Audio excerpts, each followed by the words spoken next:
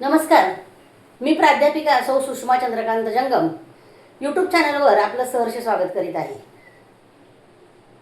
अधिक महिन्याचं महत्त्व सांगण्यासाठी मी आपणासमोर आलेली आहे. बराच उशीर झालेला आहे, पण अजूनही अधिक महिना आहे. त्यामुळं या महिन्याबद्दलचं महत्त्व आपण समजून घेणार आहोत. अधिक महिन्याला दुसरं नाव आहे पुरुषोत्तम मास, मलमास, धोंडा महिना. अशी वेगवेगळी नावं असणारा हा महिना एकच आहे.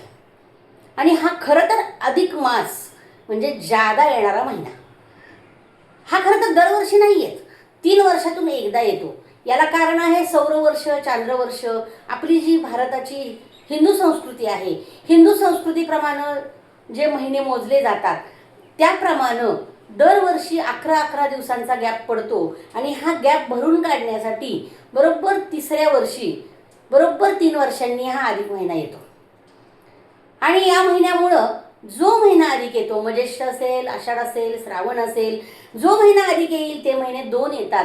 आणि याच्यामुळं आणखीन एक गंमत घडते, ती म्हणजे दरवर्षी येणारे आपले जे सण आहेत ते साधारणपणे एक 8-10 दिवस पुढे ढकलले जातात. गंमत आहे ना या महिन्याची. आणि या महिन्याला पुरुषोत्तम मास म्हणतात. पुरुषोत्तम हे नाव भगवान श्रीकृष्णांना होतं. मर्यादा पुरुषोत्तम प्रभू रामचंद्रांना म्हटलं गेलं. आणि पुरुषोत्तम किंवा पूर्ण पुरुषोत्तम म्हणजे श्रीकृष्ण. म्हणजेच हा महिना भगवान विष्णूंच्या नावाने, भगवान श्रीकृष्णाच्या नावाने पूजला जातो. आता बघा, ब्रह्मदेव आहेत, शंकर आहेत, इतर अनेक देवता आहेत, पण भगवान विष्णूच का? तर भगवान विष्णू ही देवता सृष्टीचं पालनपोषण करणारी देवता आहे. आणि या देवतेची आपल्याला आठवण राहावी, सतत स्मरणात असावं की आपलं पालनपोषण करण्याचं काम भगवान विष्णू करतायत, याची जाणीव म्हणून या महिन्याला पुरुषोत्तम मास किंवा विष्णूचा महिना असं म्हटलं जातं. आणि या महिन्यामध्ये भगवान विष्णू आणि कृष्णाची पूजा करण्याला जास्त महत्त्व दिलेलं आहे. आपण बघतो, श्रावण महिना म्हटलं की शंकराची भक्ती मोठ्या प्रमाणात केली जाते.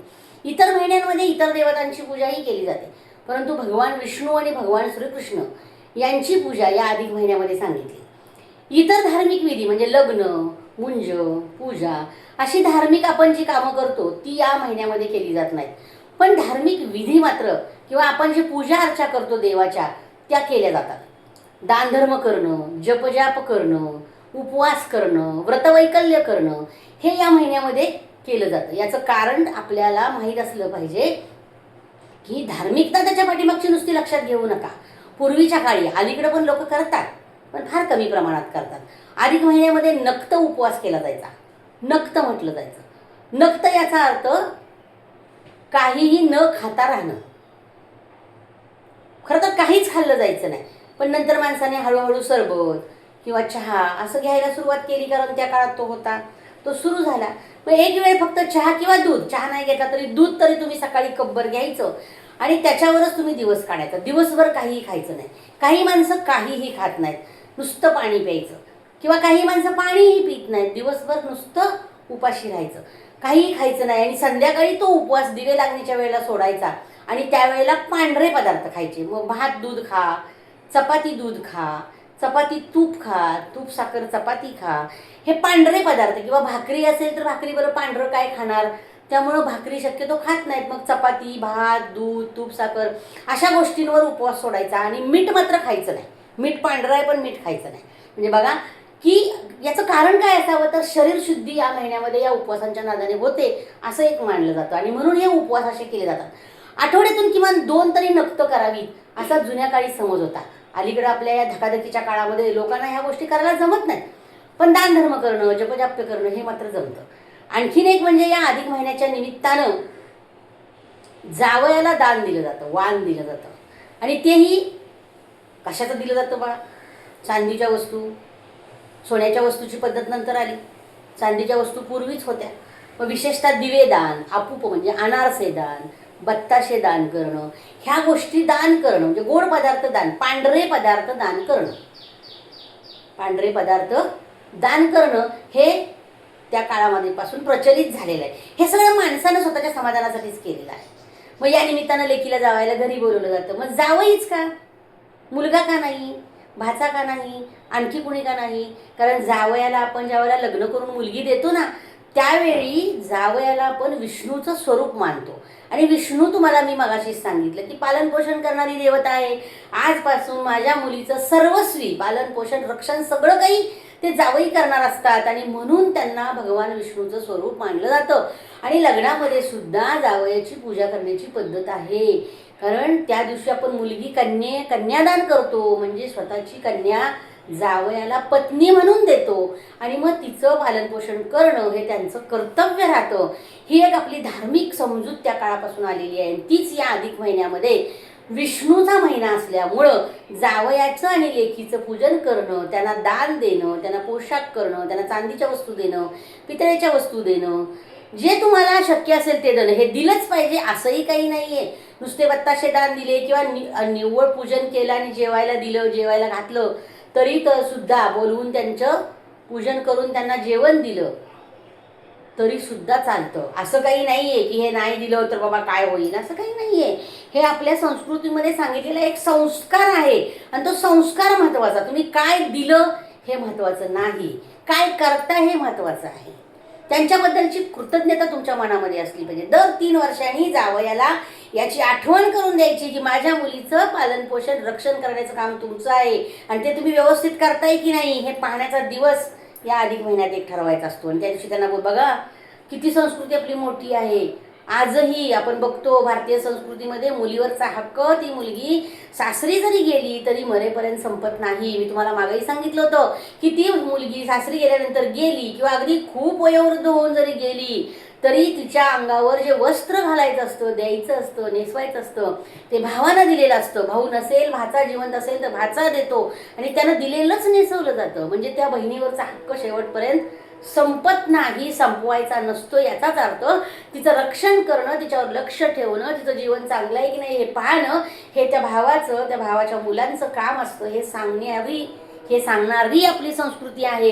आणि दर 3 महिन्यानं त्या माझ्या मुलीवर माझ्या जावयाचं किती लक्ष आहे, खरंच माझी मुलगी आनंदात आहे का हे पाहण्यासाठीचा दिवस, कृतज्ञता व्यक्त करण्याचा दिवस. आणि त्या दिवशी जाणीवपूर्वक पुन्हा एकदा जावयांचं पूजन करून त्यांना दान देणं, वाण देणं हा दिवस.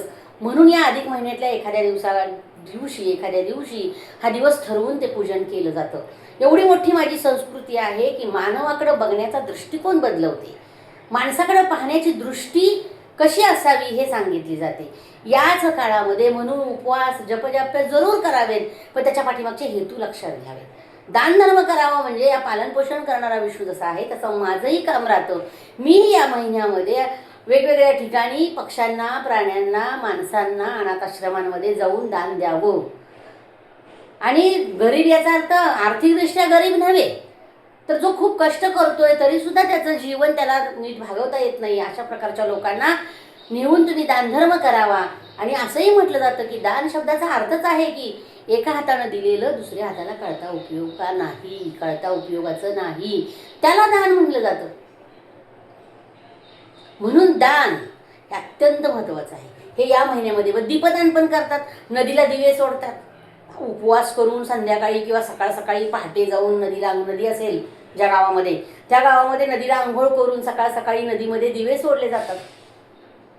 दीपदान म्हणतात त्याला. नदीमध्ये दिवे सोडणं किंवा जावयाला पण दिवे दान देणं हे केलं जातं. त्यामुळं हे दानधर्म करण्यासाठी स्पेशली महिना दिलेला आहे.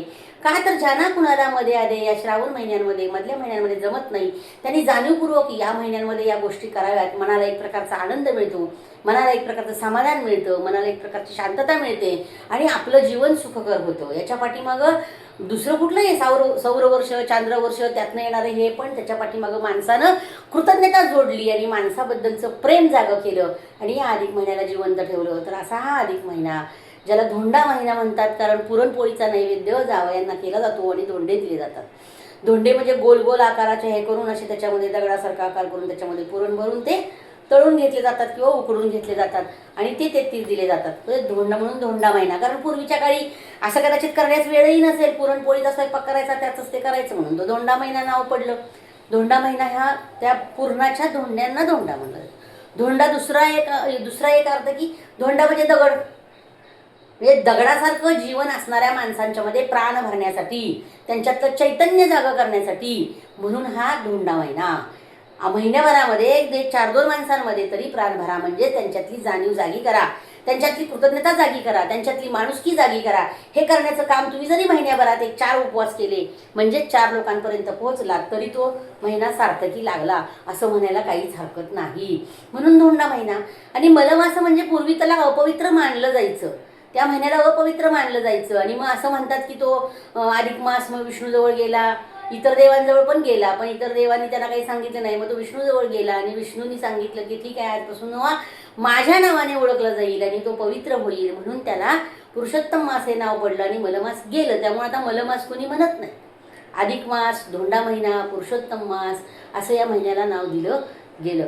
असा हा अधिक महिना अजूनही 4 दिवस शिल्लक आहे. तुम्ही भरपूर काही करू शकता, दानधर्म करू शकता, दीपदान करू शकता, लोकांच्यापर्यंत प्रेमानं भेटू शकता, लोकांच्यामध्ये भावना जागृत करू शकता, माणुसकी, प्रेम, ईश्वराबद्दलची श्रद्धा पुन्हा एकदा जागी करू शकता, जावयांबद्दलची कृतज्ञता व्यक्त करू शकता. हे सगळं अजूनही तुम्ही करू शकता या येत्या 4 दिवसांमध्ये. हा अधिक महिना 17 मेला सुरू झालेला आहे आणि 15 जूनला संपत आहे. या दिवशी संपल्यानंतर पुन्हा तो 3 वर्षांनीच येणार आहे.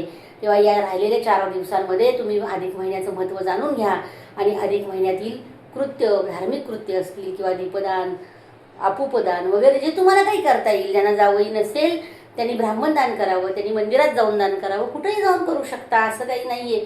काळ बदलतोय, काळाप्रमाणे बदलावं लागेल.